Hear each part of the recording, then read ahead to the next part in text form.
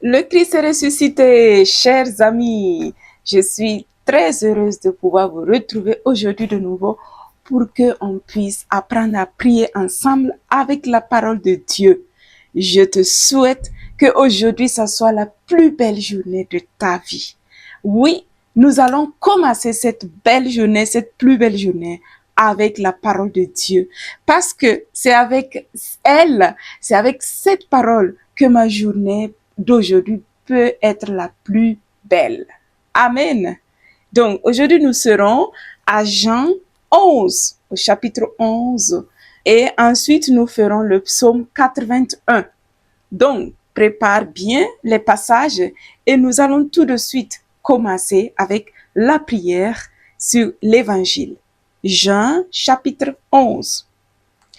Il y avait un malade, Lazare de Béthanie, le village de Marie de sa sœur Marthe. Marie était celle qui oignit le Seigneur de parfum et les essuya les pieds avec ses cheveux. C'était son frère Lazare qui était malade. Les deux sœurs envoyèrent donc dire à Jésus, « Seigneur, celui que tu aimes est malade. » À cette nouvelle, Jésus dit, « Cette maladie ne mène pas à la mort, elle est pour la gloire de Dieu, afin que le Fils de Dieu soit glorifié par elle. » Or, Jésus aimait Marthe et sa sœur et Lazare. Quand il apprit que celui qui ici était malade, il demeura 2 jours encore dans le lieu où il se trouvait. Alors seulement il dit aux disciples, « Allons de nouveau en Judée. » Ses disciples lui dirent, « Rabbi, tout récemment les Juifs cherchaient à te lapider et tu retournes là-bas. » Jésus répondit, « N'est-il pas 12 heures de jour? Si quelqu'un marche le jour, il ne bute pas, parce qu'il voit la lumière de ce monde. Mais s'il marche la nuit, il bute parce que la lumière n'est pas en lui. » Il dit cela et ensuite, « Notre ami Lazare repose, leur dit-il, mais je vais aller le réveiller. » Les disciples lui dirent, « Seigneur, s'il repose, il sera sauvé. » Jésus avait parlé de sa mort, mais eux pensèrent qu'il parlait du repos, du sommeil. Alors Jésus leur dit ouvertement, « Lazare est mort, et je me réjouis pour vous de n'avoir pas été là-bas afin que vous croyiez. Mais allons auprès de lui. » Alors Thomas, appelé Didyme, dit aux autres disciples, « Allons, nous aussi, pour mourir avec lui. » À son arrivée, Jésus trouva Lazare dans le tombeau depuis 4 jours déjà. Béthanie était près de Jérusalem, distant d'environ 15 stades. Et beaucoup d'entre les Juifs étaient venus auprès de Marthe et de Marie pour les consoler au sujet de leur frère. Quand Marthe apprit que Jésus arrivait, elle alla à sa rencontre, tandis que Marie restait assise à la maison. Marthe dit à Jésus, « Seigneur, si tu avais été ici, mon frère ne serait pas mort. Mais maintenant encore, je sais que tout ce que tu demanderas à Dieu, Dieu te l'accordera. » Jésus lui dit, « Ton frère ressuscitera. » Je sais, dit Marthe, qu'il ressuscitera à la résurrection au dernier jour. Jésus lui dit, « Je suis la résurrection. Qui croit en moi, même s'il meurt, vivra. Et quiconque vit et croit en moi ne mourra jamais. Le crois-tu? » Elle lui dit, « Oui, Seigneur, je le crois, que tu es le Christ, le Fils de Dieu qui vient dans le monde. » Ayant dit cela, elle s'en alla appeler sa sœur Marie, lui disant en secret, « Le Maître est là et il t'appelle. » Celle-ci, à cette nouvelle, se leva bien vite et alla vers lui. Jésus n'était pas encore arrivé au village, mais il se trouvait toujours à l'endroit où Marthe était venue à sa rencontre. Quand les Juifs qui étaient avec Marie dans la maison et la consolaient, la virent se lever bien vite et sortir, ils la suivirent, pensant qu'elle allait au tombeau pour y pleurer. Arrivé là où était Jésus, Marie, en le voyant, tomba à ses pieds et lui dit, Seigneur, si tu avais été ici, mon frère ne serait pas mort.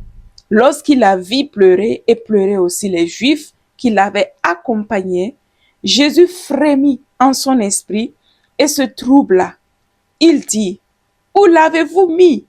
Ils lui dirent, Seigneur, viens et vois. Jésus pleura. Les Juifs dirent alors, voyez comme il l'aimait. Mais quelques-uns d'entre eux dirent, ne pouvait-il pas, lui qui a ouvert les yeux de l'aveugle, faire aussi que celui-ci ne mourût pas? Alors Jésus, frémissant à nouveau en lui-même, se rend au tombeau. C'était une grotte avec une pierre placée par-dessus. Jésus dit, enlevez la pierre. Marthe, la sœur du mort, lui dit, Seigneur, il sent déjà, c'est le 4e jour. Jésus lui dit, ne t'ai-je pas dit que si tu crois, tu verras la gloire de Dieu? On enleva donc la pierre. Jésus leva les yeux en haut et dit, Père, je te rends grâce de m'avoir écouté. Je savais que tu m'écoutes toujours, mais c'est à cause de la foule qui m'entoure que j'ai parlé, afin qu'ils croient que tu m'as envoyé. Cela dit, il s'écria d'une voix forte, Lazare, viens dehors. Le mort sortit, les pieds et les mains liés de bandelettes, et son visage était enveloppé d'un sueur. Jésus leur dit, déliez-le et laissez-le aller. Beaucoup d'entre les Juifs qui étaient venus auprès de Marie et avaient vu ce qu'il avait fait, crurent en lui. Mais certains s'en furent trouver les pharisiens et leur dirent ce qu'avait fait Jésus. Les grands prêtres et les pharisiens réunirent alors un conseil. Que faisons-nous? Disaient-ils. Cet homme fait beaucoup de signes. Si nous le laissons ainsi, tous croiront en lui et les Romains viendront et ils supprimeront notre lieu saint et notre nation. Mais l'un d'entre eux, Caïphe, étant grand prêtre cette année-là, leur dit, vous n'y entendez rien, vous ne songez même pas qu'il est de votre intérêt qu'un seul homme meure pour que le peuple et que la nation ne périssent pas tout entière. Or cela, il ne le dit pas de lui-même, mais étant grand prêtre cette année-là, il prophétisa que Jésus allait mourir pour la nation, et non pas pour la nation seulement, mais encore afin de rassembler dans l'unité les enfants de Dieu dispersés. Dès ce jour-là donc, ils résolurent de le tuer. Aussi, Jésus cessa de circuler en public parmi les Juifs. Il se retira dans la région voisine du désert, dans une ville appelée Éphraïm, et il y séjournait avec ses disciples. Or, la Pâque des Juifs était proche, et beaucoup de gens montèrent de la campagne à Jérusalem avant la Pâque pour se purifier. Ils cherchaient Jésus et se disaient les uns aux autres, en se tenant dans le temple, quand pensez-vous qu'il ne viendra pas à la fête? Les grands prêtres et les pharisiens avaient donné des ordres. Si quelqu'un savait où il était, il devait l'indiquer afin qu'on le saisisse. Amen. Merci Seigneur pour ta parole puissante. Merci pour tout ce que tu fais pour nous. Malgré tout ce que tu fais, les signes, les miracles que tu accomplis, tu ressuscites les morts, les malades guérissent. Tout, tu ouvres les yeux des aveugles. Nous trouvons moyen toujours pour renier que tu n'es pas le Seigneur le Tout-Puissant de notre vie. Même aujourd'hui, Seigneur, tu accomplis, tu opères des miracles, des signes, des prodiges pour nous démontrer que tu es le Seigneur de la vie. Mais de fois, notre cœur peut s'éloigner de temps en temps à toi, ou même s'endurcir, ou même se fermer complètement à la proposition de ton salut pour notre vie. Oh Seigneur, merci pour cette parole qui me donne, Seigneur, de prendre toujours plus conscience qu'il n'y a aucun Dieu que toi. Le verset, oui, qui m'a touché, c'est le verset 11-13. Il dit cela et ensuite, notre ami Lazare repose. Leur dit-il, mais je vais aller le réveiller. Les disciples lui disent, Seigneur, s'il repose, il sera sauvé. Mais Jésus avait parlé de sa mort, mais eux pensèrent qu'il parlait du repos, du sommeil. Oui, Seigneur, merci parce que là, tu me parles fortement, directement, que deux fois, je peux me préoccuper. Nous pouvons nous préoccuper de certaines choses que devant toi, ce n'est qu'un repos. Ce n'est qu'une petite chose devant toi. Ce qui importe pour nous, c'est que tu sois glorifié, que nous puissions découvrir ta gloire, que tu es tout-puissant. Ce qui est important pour toi, c'est notre cœur, c'est notre relation avec toi. La situation est juste un repos pour toi, Seigneur. Oui, Seigneur, donne-moi de voir encore plus loin, plus profond, le plan merveilleux que tu as pour moi, le plan de vie et de vie en abondance éternelle que tu as pour moi. Que dans la situation, Seigneur, je puisse te rencontrer encore de plus pour expérimenter combien tu es bon, Seigneur. L'amour n'est rien devant toi. En fait, c'est juste un repos et que tu vas pour nous réveiller, pour réveiller notre foi à travers l'épreuve, à travers la difficulté, à travers les situations difficiles. Dans la maladie, c'est pour que tu sois glorifié, Seigneur. Donne que les difficultés ne m'éloignent pas de toi, mais que les difficultés encore de plus m'approchent de toi. Me donne de découvrir encore de plus ta gloire dans ma vie. Seigneur, je veux collaborer pour que ton règne vienne, pour que ta gloire vienne dans ma vie. Donne-moi de pouvoir persévérer dans les moments d'épreuve, dans les moments de persécution, dans les moments de temps de mort, Seigneur, que je te découvre et que, Seigneur, mon cœur se serre de plus en plus à ton cœur et que je puisse vraiment te servir afin que toi, tu vives en moi et non plus moi qui vis, mais que ce soit toi, Christ, qui vit en moi. Merci, Seigneur. Merci pour ton plan de salut. Merci pour ton amour, Seigneur. Merci parce que tu as dit, ne t'ai-je pas dit que si tu crois, tu verras la gloire de Dieu. Seigneur, c'est cette foi que je veux voir ta gloire, Seigneur, se réaliser dans ma vie.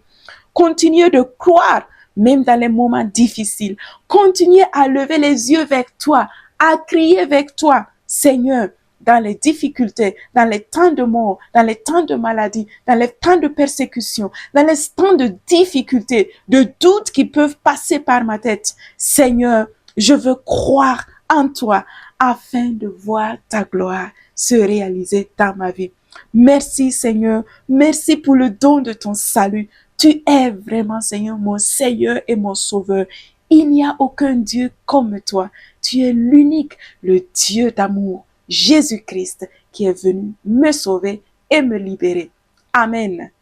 Maintenant, mon frère et ma sœur, fais ta prière avant que nous passons au psaume 81. Criez de joie pour Dieu, notre force. Acclamez le Dieu de Jacob. Ouvrez le convers, frappez le tambourin, la douce harpe ainsi que la lyre. Sonnez du corps au mois nouveau, à la pleine lune au jour de notre fête. Car Israël est une loi, un jugement du Dieu de Jacob, un témoignage qu'il mit en Joseph quand il sortit contre la terre d'Égypte. Un langage se fait entendre. Du fardeau, j'ai déchargé son épaule. Ses mains ont lâché le couffin. Dans la détresse, tu as crié, je t'ai sauvé. Je te répondis caché dans l'orage. Je t'éprouvais aux yeux de Mériba. Écoute mon peuple, je t'adjure. Ô Israël, si tu pouvais m'écouter. Qu'il n'y ait point chez toi un Dieu d'emprunt. N'adore pas un Dieu étranger. C'est moi, le Seigneur, ton Dieu, qui t'ai fait monter de la terre d'Égypte. Ouvre large ta bouche et je l'emplirai. Mon peuple n'a pas écouté ma voix. Israël ne s'est pas rendu à moi. Je l'ai laissé à leur cœur endurci. Ils marchaient ne suivant que leurs conseils. Ah, si mon peuple m'écoutait, si dans mes voies marchait Israël, en un instant, j'abattrais ses adversaires et contre ses oppresseurs tournerais ma main. Les ennemis du Seigneur l'aduleraient et leur temps serait à jamais révolu. Je l'aurais nourri de la fleur du froment. Je t'aurai rassasié avec le miel du rocher. Amen. Là, directement, le verset qui m'a touché, c'est le verset 14. Ah, si mon peuple m'écoutait, si dans mes voies marchait Israël, en un instant, j'abattrais ses adversaires et contre ses oppresseurs tournerais ma main. Merci Seigneur pour cette promesse, pour cette parole merveilleuse et puissante, Seigneur. Oui, si j'apprenais à mieux t'écouter, Seigneur, combien tu désirerais que je t'écoute et que j'observe ta parole et que je marche dans tes voies. Parce que automatiquement, Seigneur, en t'écoutant et en marchant sur tes voies, l'ennemi n'a plus de contrôle dans ma vie. Les guerres, Seigneur, les insultes, les jalousies, les séparations, les désespoirs n'auraient pas de place dans notre vie. Oui, Seigneur, donne-moi d'écouter ta voix. Je te prie, donne-nous d'écouter ta voix. Donne à beaucoup de personnes d'écouter ta voix, de marcher sur tes voies, Seigneur, afin que le mal disparaisse, Seigneur, dans nos entourages. Seigneur, écouter ta parole est le secret pour que le mal disparaisse dans ma vie, dans mon entourage, dans mon quartier, dans ma nation et dans le monde entier. Donne à chacun de nous de collaborer en écoutant ta voix, en marchant sur tes voies, pour que le mal toujours de plus s'écarte de nos vies, de nos chemins, de nos voies. Seigneur, comme tu le désires tant, comme dit ce psaume, ah, si mon peuple m'écoutait, si dans mes voies marchait Israël, en un instant, j'abattrais ses adversaires. Merci Seigneur, parce que tu abats mon adversaire en me donnant d'écouter ta voix et de marcher sur tes voies. Seigneur, viens bénir mes frères et ceux qui sont en train de me suivre, de m'écouter. Donne à chacun de nous d'écouter ta voix et de la mettre en pratique. Ta parole, Seigneur. Viens bénir chacun dans sa maison, dans sa situation. Merci pour le don de la vie. Merci pour la neige, ô Seigneur. Comme tu vois, il est en train de neiger en abondance. C'est la grâce du Seigneur qui descend dans nos vies. Merci Seigneur pour ce beau pays, pour cette nation, la Suisse, que ta grâce descende en abondance comme cette neige qui est en train de descendre sur cette nation, afin qu'elle puisse apprendre à écouter ta voix, à marcher sur tes voies et que l'ennemi puisse être écarté dans toutes ses voies. Amen. Merci de m'avoir suivi. Sois béni et que la joie et la force du Seigneur t'accompagnent toujours. Au revoir et à la prochaine. Au revoir. Bonne semaine, bon temps de carême. Que la force et la joie du Seigneur t'accompagnent. Amen.